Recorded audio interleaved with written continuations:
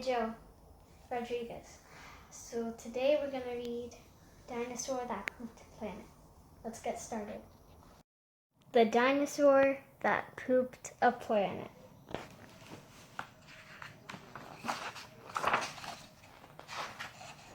The Dinosaur That Pooped a Planet.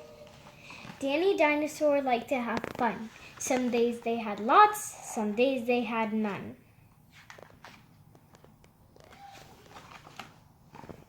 One day they were bored. They had no games to play. Danny said, "Dinosaur, what shall we do today? We could mow the lawn, we could clean up the place, we could do our chores, or we could go to space. But you mustn't forget to have lunch," Mommy said. "You cannot have fun unless you have been fed."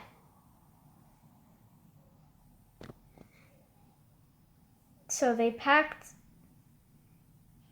a lunch for the Science Museum, where rockets were kept if you wanted to see them. There were hundreds of rockets and spaceship surprises, tall ones and small ones of all shapes and sizes, and one that was ready to launch with a door big enough for a boy and his pet dinosaur. They ignored all the warnings. They couldn't care less. They pressed all the things they shouldn't have pressed. T-minus 5, 4, 3, 2, 1, ignition! They started their intergalactic space mission. They flew higher than houses and buildings and cranes, much higher than birds, even higher than planes. "We're in space," Danny yelled as they floated around, but the dinosaur's tongue made a rumbling sound. Danny looked at his watch. "Is it time for a snack?" Then he looked all around for the dino's lunch pack. Danny started to panic. Then he started to worry. Their lunch was back home 'cause they left in a hurry. So with no food, not even a cheeseburger bun, a disastrous dinosaur feast had begun. It gobbled up gadgets and gizmos galore.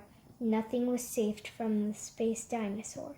Robots and ray guns and blinking red blinkers, eating up things thought up by NASA's great thinkers. It chewed and it chomped on the spaceship controls. The rocket was dotted with dino tooth holes. The spaceship was empty and inside it was bare. Outside there was space stuff to eat everywhere. It broke down the door with a cool ninja chop. Out in space, dinosaurs are much harder to stop.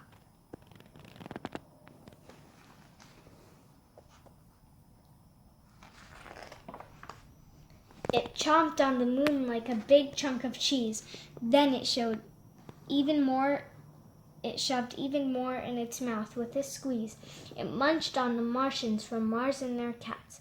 Their cats are like ours, but their cats wear cool hats. Satellites, Saturn, and 6 supernovas, shape-shifting saucers, and even space rovers.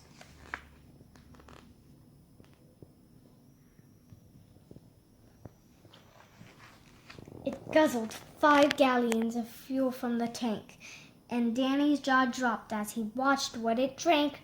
With a crunch and a crack and a nom nom nom nom, and one dino gulp, their rocket was gone. Now nothing was left. All Danny could see was a fat dinosaur where the rocket should be. And so they were stranded with no way back home, just Danny and Dino in space, all alone.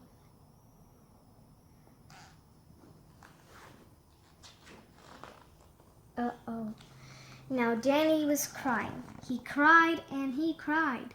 He cried and his tears filled his spacesuit inside. Unless they were going to stay there forever, the dinosaur needed to do something clever. With the feeling of guilt deep down in its gut, its brain brewed a plan involving its butt. It knew there was only one thing it could do. To get them back home, it needed to poo.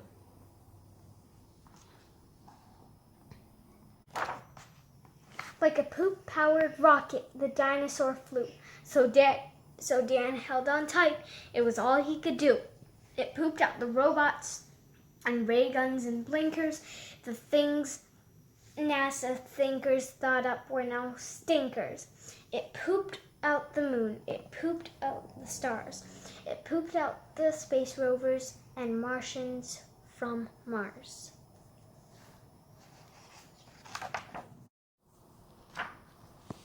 They flew past the buildings and streets of their town, leaving the houses all smelly and brown, and finally landed back down on the ground.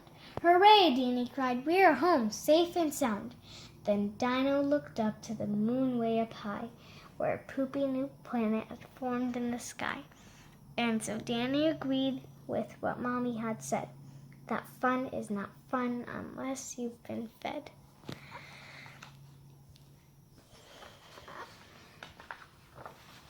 And that's the poopy planet up there, next to the moon, that he ate from. And just when you thought all the pooping was done, a marshpat plopped out of the dinosaur's bum. He has a little poop on his helmet. The end.